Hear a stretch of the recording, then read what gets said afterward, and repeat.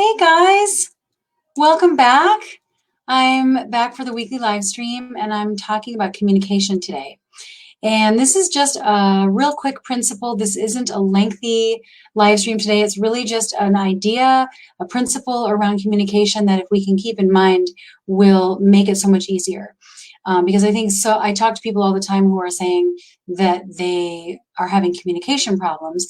That and then emotional connection or disconnection and communication problems are the two biggest things that I hear about all the time.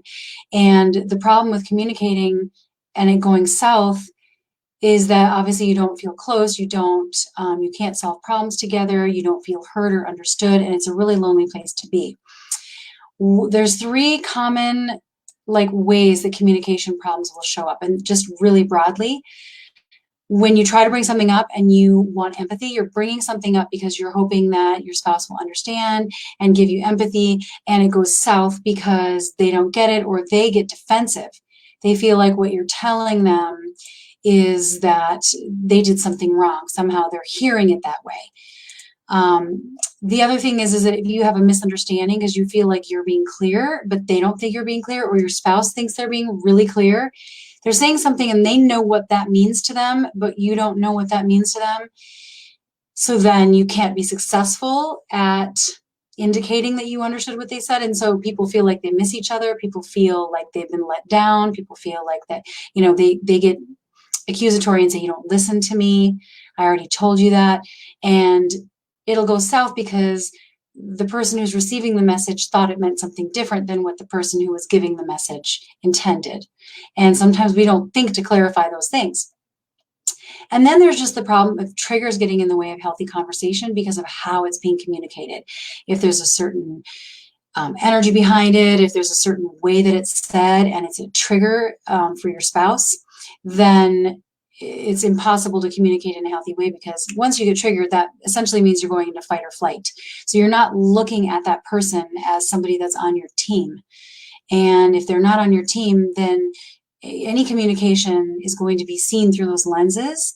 And even if the same communication that's communicated or expressed while you're feeling close is heard very differently than if it's expressed at a time when you're not feeling like you're on the same team.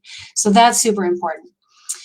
And I think that if I could pinpoint the biggest reason why that sort of underlies all the different ways that this shows up, the reason why communication attempts go south, or what most people fail to consider when they are communicating, is that it's essentially, communication is about revealing and not concealing. That's the principle. Are you revealing something, or are you focusing on the other person and concealing? Maybe not on purpose. It might not be on purpose, like you're intentionally dishonest, but you're not sharing. It's not clear to people what something means to you or what's at stake for you. You're not really sharing anything about yourself because you're focusing on the other person, right? Or what they've done wrong. And even if you're not thinking they did anything wrong, just talking about what they've done when you're not clear about what it means to you and coming forward with revealing can be interpreted as accusatory. It can make somebody feel defensive. I mean, you can't make people feel defensive. They're responsible for their own filter, but it's hard to hear a communication as something that brings you closer if they're not actually sharing anything about themselves in the communication. So I want to talk about this, how this shows up if you're wondering how this actually gets played out. I think people have a hard time remembering that people get vulnerable. People don't want to be vulnerable. People feel afraid of, if they're really talking about, if they're fearful, and that's why they're bringing something up, if they're feeling anxious or they're worrying too much about something and they don't want to say that, then they'll point to the thing that they think is making them feel that way and focus on that. And if you do that, the other person can't really have compassion for you. So an example of concealing communication as opposed to revealing communication would be questions that are they're almost like rhetorical questions, or they're questions that are designed to, you're not being clear about why you're asking, but it's kind of clear. It's like the subtext is there. For example, let's say you ask your spouse, where Or what were you doing? Who were you talking to? And if you're asking them who they're talking to, and this is in any way connected to a larger hot button issue, it's going to be heard that way. It's not revealing how you're feeling. It's just asking them to defend themselves, asking them to explain themselves. Anytime you're asking a question that's making the other person explain themselves, you're not sharing about yourself. You're having a conversation where they have to somehow prove something to you, but all of this is happening under the surface. It's not spoken. It's not something that anybody's above board about with these kinds of questions. So that would be a concealing type of communication, or things like, when were you going to tell me? Or haven't we talked about this enough already? These are statements that are disguised as questions. It's an opinion that you're expressing. It's a thought that you're having. It's a position that you have. But you're not just saying that and owning that as, this is my position. You're asking a question which implies that you're curious about something, but that's not actually the case. You know, you're not actually, I mean, you might be, okay? You might be curious, but if it's the kind of thing where you're like, you know, when were you going to tell me that? And you're actually upset about it, that's not a revealing communication. You're just trying to hide your feelings and put them on the defensive. And in the name of, I'm just trying to be honest with you. Another example would be saying something to our spouse like, hey, listen, I just want to talk to you about something. I want to talk about how much time you're spending at work. It's just too much, and here's why. And you think you're being really honest, and you think that you are sharing something about yourself, but it doesn't reveal anything about you except that you don't like it. And you're talking about that. It's too much. This thing, this time at work, this issue, I'm pointing at that. You're not really saying, like, what does it mean to you? How do you feel? What's the emotion? And specifically what you would like to ask for, or what you need from that person for that communication to be successful. Because a lot of times it's an underhanded way of trying to get reassurance, or trying to get an apology, or trying to get accountability or acknowledgement. But if we're not clear about that, and we're not asking for that, or we're clear about our intentions, then they might really think, oh, they really want to understand my reasons. And the reasons will never be good enough, because the point isn't that. The point is that there's a problem with that. And so you have to be really clear, what do you need from that communication? If you or your spouse is feeling like, I don't know how to make this go away, I don't know how to resolve this tension, I don't know how to make this stop, it feels really contentious, it's usually because there's some need that is not being expressed. And if you can tune into that and figure out how to make that actionable, and ask a question around, what do you need right now? Or ask yourself, what am I needing out of this interaction? It's just going to make things so much easier. And I don't know why. I mean, I know it sounds so obvious, like, be clear about what your intention is when you go into communication, but you would be surprised, like, how often people are communicating unconsciously most of the time. And it takes a lot of mindfulness, especially if you have habits in place, a lot of mindfulness to be able to interrupt that and self-reflect and say, I want to say this, I want to ask this question, but what is my intention? What's really at stake for me? How do I feel? First, get clear with yourself about what your intentions are and what you need from the interaction for it to be successful. And then communicate it in a way where you're actually sharing something about you. I think that, let me give an example of revealing. Let's say your spouse, let's say they do something that bothers you. You want to share what you're wondering, what you're thinking, what you're feeling, and what do you want. You want to share what came up for you. So an example of a revealing statement would be, hey, you know, when that happened, when you said these words, or when you did this thing, I noticed this inside myself. I noticed this reaction, like my heart rate went up when that happened. That's sharing something about yourself, your reaction. Or I observed this within myself and I had fear, and here's why.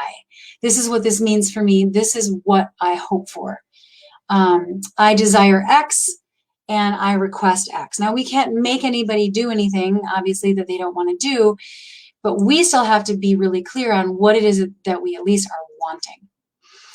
So if this is something that resonates with you, if you feel like you've been on either end of this type of communication that goes south, you really want to ask yourself, like, the question, what is my intention for this communication? What am I hoping for? And how can I lead with revealing about myself rather than concealing by focusing on them?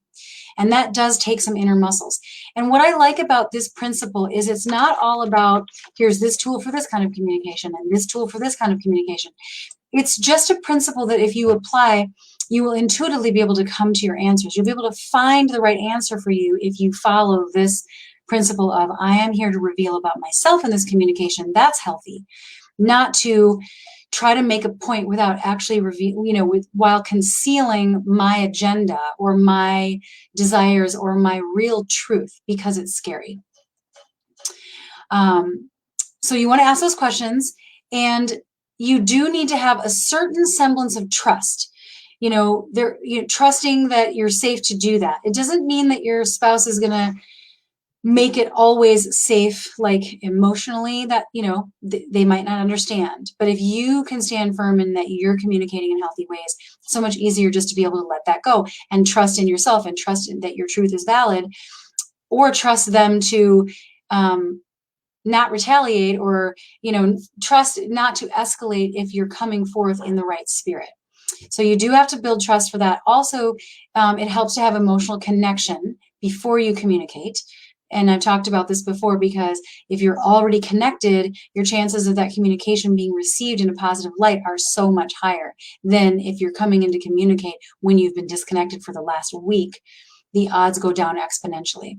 And then you have to have the self-confidence within yourself of just being able to do that, because it is scary for people. People are afraid of losing the good opinions of others. They're afraid of rejection or ridicule, or just afraid of admitting it to themselves even, right? I think you have to know that whatever you're going to share, whatever you're going to reveal about you is human and normal, and nothing to be hidden, nothing that other people don't have. There's nothing that you could share about yourself that would be so horrible in terms of what your feelings are, what your intentions are, and what your requests are. None of those things could have something so terrible in it that you shouldn't be able to say it. But I think a lot of people say, well, I think once they get to know me a little bit better, once they see what's really inside, they're not going to love me the same way. They're not going to see me in the same light. Maybe you feel like you want to put forward a front of being more confident than you really are. And so you don't want to share that you're feeling insecure about something, or feeling jealous about something, or feeling scared of something, because you're worried that will make you look weak. So you want to just you have to be confident enough to be able to let that go and just trust that this is the only way, and to give it a shot and take that risk. And when you think about it, whenever we're worried about losing the good opinion of someone else, if you're afraid of like, well, I want to share this with my spouse, or I want to have this honest conversation, but if I reveal too much about what my hopes are, my feelings are, and those kinds of things, I might be judged. Usually it's our own opinion of ourselves that we're either projecting onto the other person, or letting it stand in our way. So if you think your truth is not acceptable to your partner, but you are okay with your truth, then you can still communicate in healthy ways, even if the outcome isn't exactly what you would have wanted, right? When you can accept your own truth, and you can accept how you feel, and you've made peace with whatever it is that you want to share about yourself, it's going to be so much easier to share it with your head held high. And you'll be amazed, because when you come in with that energy, they will receive you most of the time. There's nothing to fight with. There's nothing to argue with. You're not telling someone objective truth. You're just sharing what your truth is. And if you really keep it in that lane, then it's just so much, your chances are so much better. Even if it feels scary, you have to be willing to give it a chance. You can also lead with, hey, I wanted to communicate something with you, and my intention for this conversation is XYZ, so that we can reconnect, so that I can let go of something, or whatever it is. When you have that and you want to reveal, give a little disclaimer about what your intention is, because you should have already kind of gotten clear on that within yourself anyways. and you're putting a frame around it, it's like a disclaimer. It's like putting people at ease. And that helps communications go so much better too. And I think once people internalize that there's never any shame in revealing your truth about any given situation, there's never anything really to hide, and that shame only lives in silence, then you're able to show up vulnerable and strong, and that is always respectable. It's always respectable. So if you're feeling really angry and you want to blame and criticize, ask yourself instead, what does this reveal about me? What am I scared of? What am I hurt by? What do I need? And what do I need to ask for? Those are the things you want to be thinking about. Because in this particular case, anger is always a secondary emotion. It's not a primary emotion. So there's always something underneath that. You practice that muscle of self-awareness, and you will feel really strong and confident within yourself. And it will be easier and easier to do this as you practice. And I promise it's a game changer, a total game changer for communication. So remember, from this point forward, reveal, not conceal. And that's it for today. That's really it. That's all I wanted to share. There's probably going to be some questions. I'll go online here and see if anybody had any live questions. Michael wrote, my wife doesn't feel heard much of the time. Okay. Now, I don't know if you're here live right now, Michael. Does what I said make sense in terms of, I mean, I don't know your wife and what it is that's making her not feel heard. Is she sharing about herself when she's communicating? You know, I think, is that what it is? Or is it in your response to her that maybe you're also not revealing? Maybe you're getting caught. Usually when people don't feel heard is because they're arguing over the facts or arguing over an interpretation of reality, or like trying to convince each other of an interpretation of a certain series of events. No, that's not what happened. This is what happened. Or this is what that meant. Or, you know, and then people say, no, that's not true. And then they get into gridlock over that. None of that is revealing. None of that, except you're just asserting your opinion as objective truth. But if you can say, this is why I care, here's what's at stake for me, here's what I'm feeling, you know, going back to that again, that should really make a difference. But Michael, if you have any other more specific questions about that, let me know, and I'll just check my page to see if there's any on here that's not on my other platform in case I miss anything. If anybody's on live right now, I am taking questions.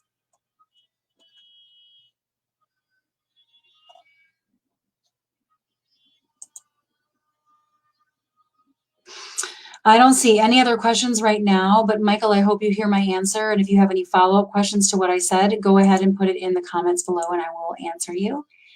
And if anybody wants help with this stuff, if you want to figure out how to apply this to your own relationship, if you feel stuck and you're not really understanding this, or you feel like there's some extenuating circumstances in your situation, feel free to book a call with me at monikahoyt.com/talk. It's a free call, and basically what we'll do is get some clarity around where are you struggling with communication, what exactly is happening, and why is it not lining up.